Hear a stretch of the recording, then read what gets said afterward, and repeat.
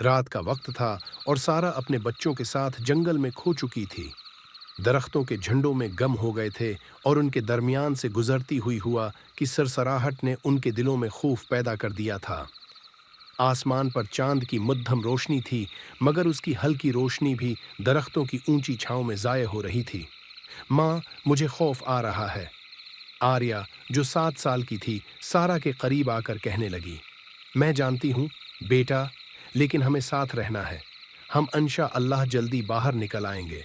सारा ने उसके चेहरे पर मुस्कुराहट लाने की कोशिश की, मगर अंदर से वो भी घबरा गई थी।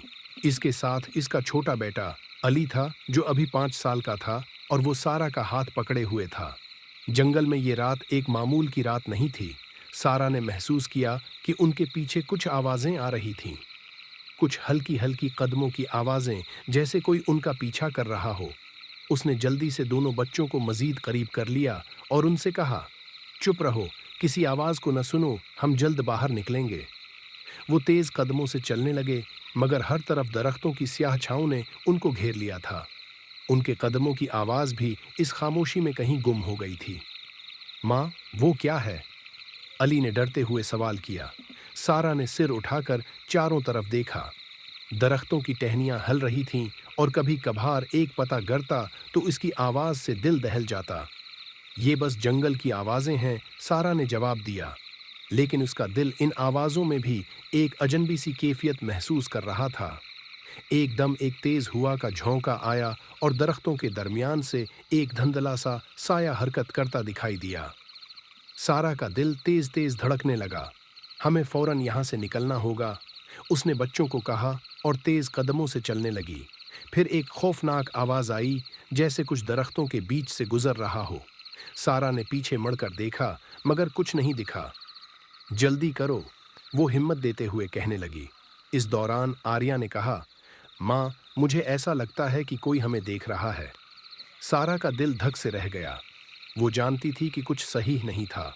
वो कुछ और दौड़ चल पड़ी और फिर एक खुला सा रास्ता नजर आया, जहां चांद की रोशनी में एक छोटा सा रास्ता दिखाई दे रहा था। हाँ, यही रास्ता है, सारा ने कहा, और तीनों इस रास्ते की तरफ चल पड़े। उनके कदम तेज हो गए और उनका खौफ बढ़ता गया। जब वो रास्ते के आखिर तक पहुंचे तो सामने एक छोटा सा घर नजर आया, जिसके बाहर एक मध्यम सा दिया जल रहा था। ये शायद एक छोटा सा गांव था जहां लोग रहते थे। सारा ने बच्चों को सहारा देते हुए तेजी से इस घर की तरफ कदम बढ़ाए। हम पहुंच गए, सारा ने कहा और दरवाजे को खटखटाया।